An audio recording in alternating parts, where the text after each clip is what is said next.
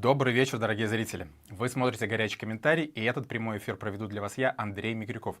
Сегодня поговорим о новой инициативе Кремля — карте русского, которая, по мнению российских депутатов, уже очень скоро составит конкуренцию так популярной в Беларуси карте поляка. Попрошу вас поддержать этот эфир, задавать вопросы нашему сегодняшнему эксперту, пишите комментарии и ставьте лайки. Но лишь в том случае, если вы находитесь в максимальной безопасности. И, пожалуйста, не забывайте про донаты, которыми вы можете поддержать работу нашей редакции любой комфортной для вас суммы. Это сделать очень легко, просто отсканировав QR-код, который вы сейчас видите. Давайте начинать. Итак, один из депутатов Российской Думы предложил по аналогии с картой поляка ввести карту русского для иностранцев. Данный документ в будущем позволит владельцам быстрее получать визу, работать и учиться в России, а также значительно упростит получение вида на жительство и даже гражданство. Кто же может претендовать на новый кремлевский документ? По мнению инициаторов, это в первую очередь этнические белорусы и украинцы, имеющие русских предков и активно участвующие в защите и популяризации русской культуры и интересов Российской Федерации. Серьезным преимуществом в получении карты будет принадлежность к православной церкви Московского патриархата. А вот тем, кто воевал против РФ, состоял в запрещенных организациях или дискредитировал русскую культуру, политику и власть, о получении карты русского можно даже не мечтать. Почему именно сейчас в России возникла идея подобного документа и какой вообще в нем смысл? Это новый формат кремлевской мягкой силы или опасное обострение братских чувств Путина? Поговорим об этом прямо сейчас с философом, представителем ОПК по национальному возрождению Павлом Барковским. Спадар Павел, вітаю вас у нашым эфіры. Добрый день. Шчыра дзякую, што знайшлі для нас час. Вельмі добрая навіна ў пачатку эфіру. Мікола Станкевіч выйшаў на волю. Магчыма, вы гэтую навіну ўжо чулі. Ён перанёс інсульт, гэта дрэнна, але ж уже на волі і са сваёй жонкай Марыяй Адамовіч. Чулі вы гэтую навіну ўжо? Так, чуў, але тут трэба адразу дакладніць, што гэта, на жаль, не вызвалены чалавек, а чалавек, які знаходзіцца пад хатнім арыштам. І мы павінны разумець, што гэты акт гуманізма беларускіх уладаў справакаваны перадусім сапраўды кепскім станам здароўя Міколы. Так, 100%. Ну і вось да нашага пытання. Як вам такі новы крэмлёўскі крэатыў, гэтая картка ці карта рускага? На вашу думку, гэта будзе паспяховы крэмлёўскі праект ці не? Трэба, конечно, зразумець, для чаго менавіта сёння уводзіцца гэты праект, таму што нішто не замінала расіянам раздаваць свае пашпарты, напрыклад, на тэрыторыю Прыднястроўя ці ў той жа Украіне, в Абхазіі і гэтак далей, па ўсёй сваёй перыферыі, для таго, каб павышаць колькасць так званых суайчыннікаў. Відаць, гэта недастаткова ўсё ж такі на сённяшнім этапе, альбо сведчыць пра падрыхтоўку нейкай больш маштабнай анексіі, пра якую мы ўвесь час папярэджваем як пра пагрозу для Беларусі. І, магчыма, такі інструмент гэта каб пасля паказаць на лічбах, што ў нас умоўна мільён беларусаў атрымалі карты рускага, ну, значит, там фактычна руская земля. Атрымаюць мільён беларусаў гэтую картку. Вось ёсць многа прыхільнікаў, на жаль, рускага міра ў Беларусі, але ж гэта будзе, магчыма, 2% ад усіх беларусаў, ці 1, ці увогуле 0.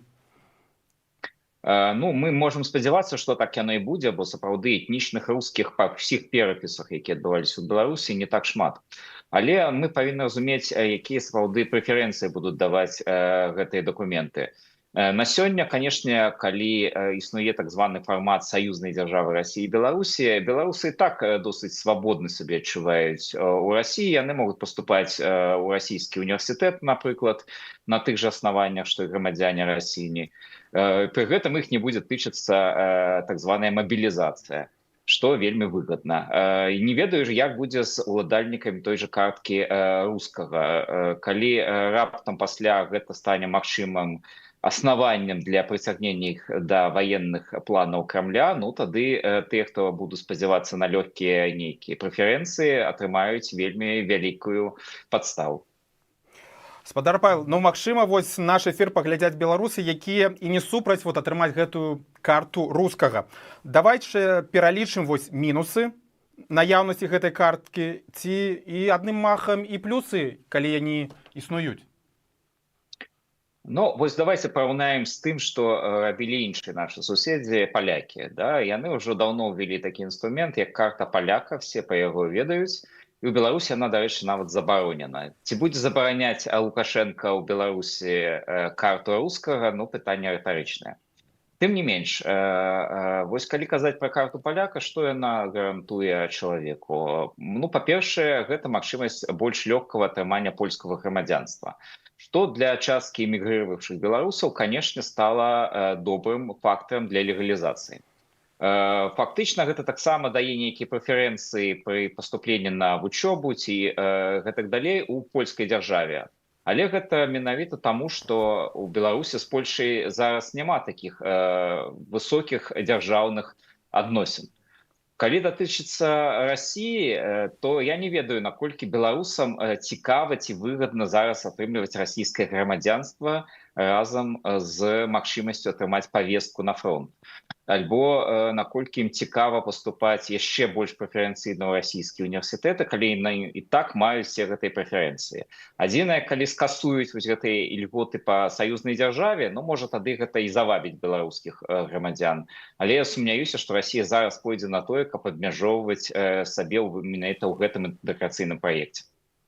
Паважаны гледачы, калі ласка, напішыце вось у чаце трансляцыі, як вы ставіце да з'яўлення гэтай карткі рускага, ці патрэбна вам такое, ці лепей усё ж карта палякаў.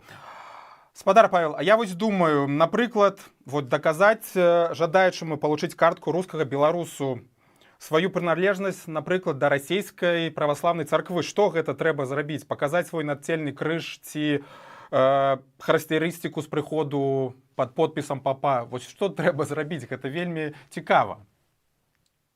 Я думаю, для рускага боку гэта не будзе патрабаваннем нейкіх жорсткіх доказаў. Тут галоўна сам факт дэкларацыі таго, што чалавек мае дачыненне да царквы маскоўскага патрыархата.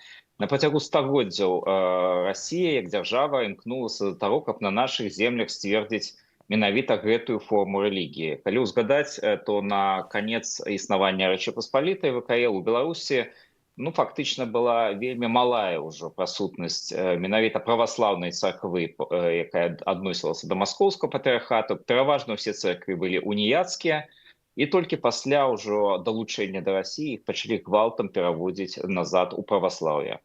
Таму для сённяшняй Расіі, на жаль, ёсць такая формула дзяржава роўна рэлігія, і ў гэтым сэнсе все тыя, хто так ці інакш адносіць сябе да праваслаўнай царквы маскоўскага патрыархата, яны аўтаматычна залічваюцца да тых самых суайчыннікаў. А кто, на вашу думку, может первым получить вот эту картку? Цитую, кто из белорусов, кто активно участвует в защите и популяризации великой русской культуры и ценностей Российской Федерации? Кто это может быть? Азарона, Гиин, ці нават Лукашенко, ці его молодший сын? Я думаю, па-першае, ёсць відавочныя прыхільнікі, трохі паўціхшая апошнім часам тая ж Бондарова, якая актыўна прапагандавала рускі мір у Беларусі, і тыя людзі, якія так ці інакш да гэтага прыхільныя. Але, канешне, гэта могуць быць і прадстаўнікі так званага еўразійства, якія таксама зацікаўлены ў пабудове нейкай вялікай еўразійскай імперыі ў Беларусі, там Дерман, Гігін і гэтак далей. Але не выключана, што зноў-такі, якая будзе стратэгія у Лукашэнкі адносна гэтага кроку. Калі ён убачыць пад гэтым нейкую міну запаволенага дзеяння і падкоп пад сваю ўладу, то не галосна, канешне, але гэтаксама ж надзейна будзе распараджэнне па ўсіх міністэрствах, чынавенству, што все тыя, хто будзе атрымліваць гэтую карту, будуць так ці інакш пераследавацца ці здымацца з пасад і атрымліваць нейкае пагаршэнне свайго становішча. Гэта таксама не выключна. А на вашу думку, ці турбуе гэтая вось карта рускага Лукашэнку? Я думаю, канешне, турбуе, бо фактычна гэта ж так ці інакш будзе пятая калонна у ягонай сістэме. У яго і зараз праблемы з лаяльнасцю. Калі ўзгадаць, напрыклад, кабінеты ягоных апрычнікаў, сілавікоў з Губазіка, то яны ўсе застаўленыя расійскім трыкалорам і партрэтамі Пуціна, якія, дарэчы, большыя па памеры, чым партрэты Лукашэнка. Таму, калі ў яго яшчэ і гэтыя ўсе людзі, якія так маюць расійскія пашпарты, акрамя беларускага. Яшчэ да іх будуць далучацца чыноўнікі і іншыя прадстаўнікі сістэмы, то дзе гарантыя, што назаўтра яго не здымуць і ніхто нават слова не скажа ў ягоную абарону. Таму я думаю, гэта яго павінна турбаваць. Ну і, конечно, для глыбіні канцэпта гэтую картку урачыста будзе ўручаць, напрыклад, філосаф Дугін, тым беларусам, якія фанаты рускага міра. Ну, альбо пасол Грызлоў, які не меншы фанат гэтага міру і які займаецца актыўным прасоўваннем інтарэсаў Беларусі, інтарэсаў Расіі ў Беларусі.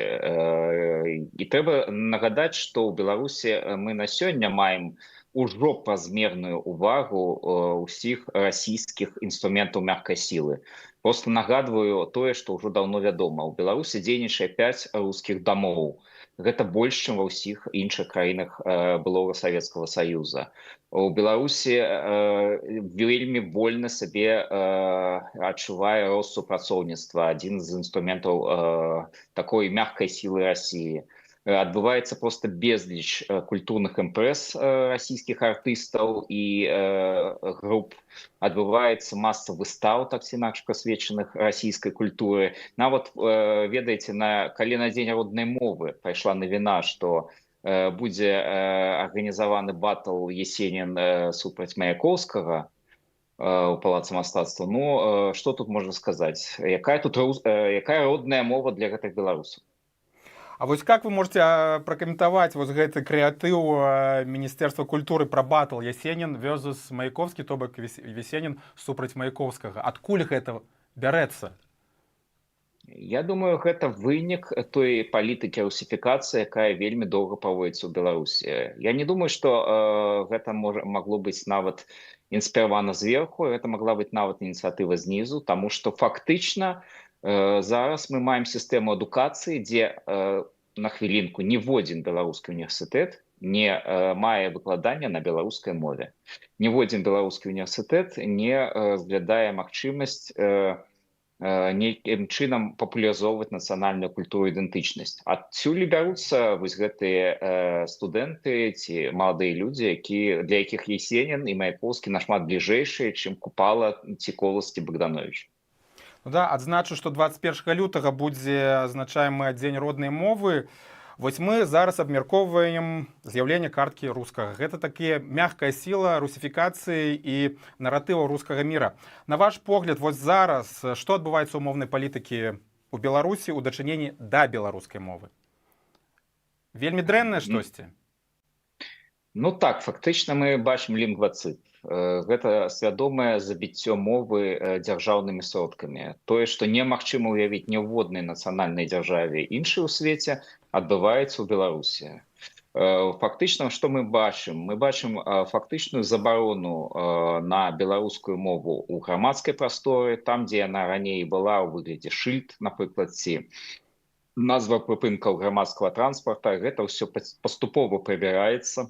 Мы бачым, што скарачаецца вельмі прысутнасць беларускай мовы ў адукацыі. Ну, я ўжо казаў, што ў універсітэтах зусім яе амаль няма. В школах засталося 9% беларускіх школ, дзе беларуская мова выкладаецца як мова навучання. І гэта пераважна на 98% школы ў сельскай мясцовасці. Натуральна, таксама, што беларускую мову вы зрэдку пачуеце ў дзяржаўных установах, рэдкі чыноўнік, ці доктар, ці нейкі прадстаўнік камунальных служб звернецца да вас па-беларуску, ці зможа вам адэкватна на гэтай мове адказаць. І гэта ўсё вынік таго, што дзяржава свядома, калі і не знішчае, то відавочна не робіць ніякіх умоў для развіцця беларускай мовы, і з кожным годам стан яе пагаршаецца. Да, вяртаючыся да карткі рускага, вось такі каментар ад нашага гледача Вожыка Патрыёта. Калі картка дазволіць галасаваць на выбарах у РФ, то, мабыць, правядзем рэферэндум на Смаленшчыне па вяртанні ў лона Беларусі. Як вам такое? Ну, як жарцік, то вельмі файна, пры тым, што ў пачатку 90-х сапраўды ішлі такія размовы, што Браншчына і Смаленшчына нават хацелі ініцыяваць мясцовыя рэферэндумы аб далучэнні. да Беларусі. Ну на той момант гэта выглядала так, што ў Расіі была вельмі кепская эканамічная сітуацыя, у Беларусі она была лепш, і вось такія хадзілі пагалоскі. Але, канешне, давайте будем шчырымі. Нават калі б все 9 мільёнаў беларусаў раптам з'ехалі з глузду і взялі сабе гэтай карты рускага, ну гэта бы, ведаеце, кропля расчынілася ў тых 140 мільёнах расейцаў, каб сапраўды ўплываць хаця б на якія рэферэндумы, калі б там яшчэ хтосьці і галасы лічыў справядліва. А вось і пытанне ад вожыка патрыёта. Спадар Вожык, шчыра дзякую вам за гэтае пытанне, але ж адначасова назіраецца паралельны эфект, калі расейцы цікавяцца пераездам у Беларусь, гледзячы на наяўнасць розных соцсетак і брэндаў адсутных у Расійскай Федэрацыі. Наколькі гэта можа быць небяспечна для беларусаў? Сапраўды ёсць такая небяспечная тэндэнцыя, бо для жыхароў Расіі мы такі вось захад. Беларусь гэта такая цяпер вітрына захаду, як у савецкія часы гэта былі балтыйскія краіны. Тут ёсць сярэднявечныя замкі, тут ёсць еўрапейская інфраструктура, фактычна ўзровень дарог, банкаўскага абслугоўвання, ўзровень інтэрнэта, все тое, што магчыма толькі ў сталічных гарадах Расіі прысутнічае на такім жа ўзроўні, але куды больш бяспечная атмасфера, куды больш гамагеннае насельніцтва. Ну і сапраўды все тыя брэнды, якія сышлі з Масквы і Петербурга, яны яшчэ збольшага прысутнічаюць у Беларусі. І, канешне, тое, што скупляюць кватэры ў Мінску, у іншых гарадах, гэта відавочна, адсюль іх рост гэтых цэн, пры тым, што вельмі шмат людзей з'язджае з Беларусі, ну вось якраз прыязджае вельмі шмат расіян. І калі гэтая тэндэнцыя будзе працягвацца дзесяцігоддзямі, ну мы можам атрымаць той жа эфект, які ўкраінцы атрымалі ў Крыму, калі там фактычна давалі магчымасць набываць маёмасць вось былым афіцэрам і салдатам расійскай арміі. Спадар Павел, а вось давайте пералічым усе праблемы наўзабаве ў бліжэйшай будучыні, якія чакаць нам беларусам, а з вось гэтага абастрэння брацкіх пачуццяў Пуціна і кампаніі. Ну, самая галоўная пагроза для нас гэта ўсё ж такі магчымасць прамой анексіі дзяржавы. Калі Пуцін не зможа перамагчы в Украіне, а пакуль не выглядае, што ў яго можа атрымацца нейкая пераканаўчая перамога, то яму трэба будзе прадаць хоць нешта свайму электарату. Вось магчымасць паглынання Беларусі, далучэння яе як ўжо не самастойнай дзяржавы, а новага рэгіёна Расіі, ну, можа выклікаць пэўныя пачуцці ў часткі ўра-патрыётаў. І гэта можа трошкі адвесці пагрозы ад рэжыма самога Пуціна. Таму гэта застаецца вельмі істотная пагроза, пры тым, што ёсць і фактары, якія не даюць Пуціну ісці на гэты крок. Ну, напрыклад, тое, што з Беларусю яго як мінімум на адзін міжнародны голас больш у такіх сістэмах, як ААН і гэтак далей. І Беларусь як такі сатэліт таксама добрая рэч, якую можна прадаць свайму электарату, сказаўшы, вось у нас ёсць бліжэйшы саюзнік, які нас, калі што, заўсёды падтрымае. То бок усё так дрэнна і трэба панікаваць ужо, шчыра кажучы. Ну, я бы не сказал, что все дрэнна, бо насамрэч сітуацыя міжнародная не падказвае, што вось ёсць нейкі адназначны пройгрыш Украіны і перамога Расіі. Расія сама знаходіцца ў вельмі нестабільным зараз становішчы. Канешне, мы яшчэ можам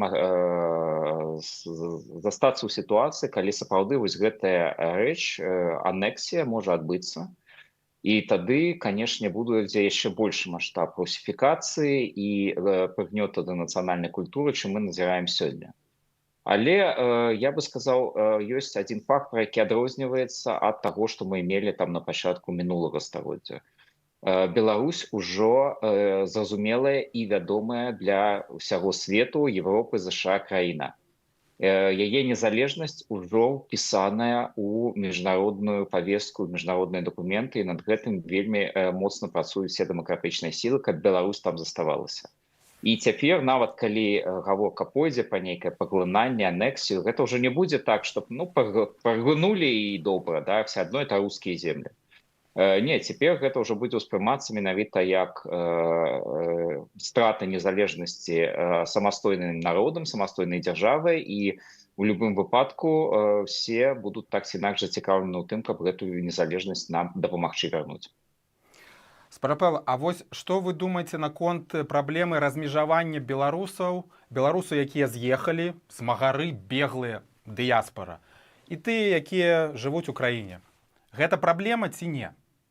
Наколькі яна глыбокая праблема?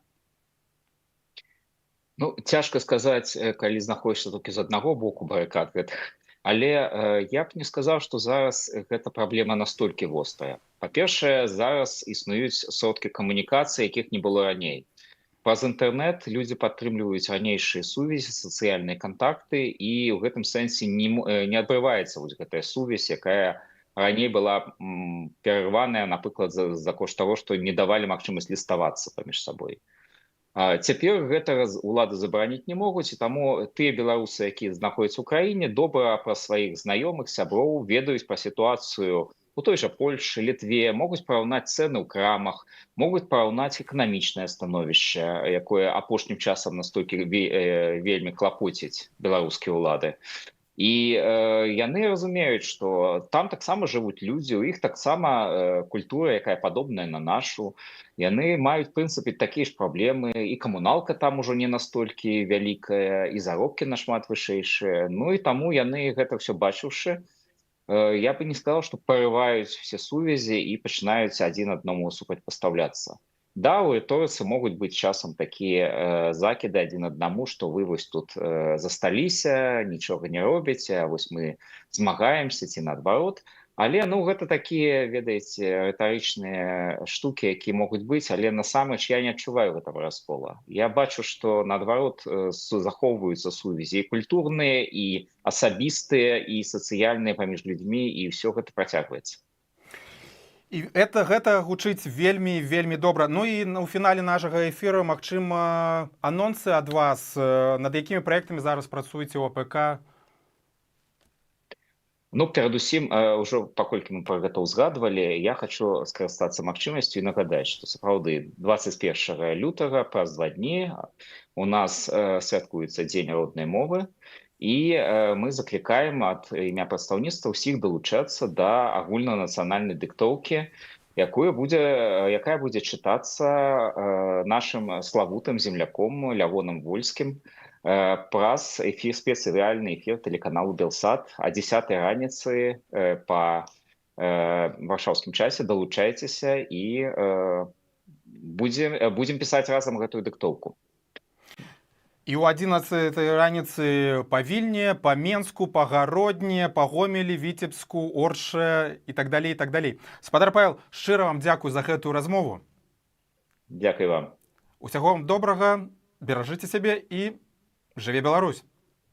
Жыве вечна.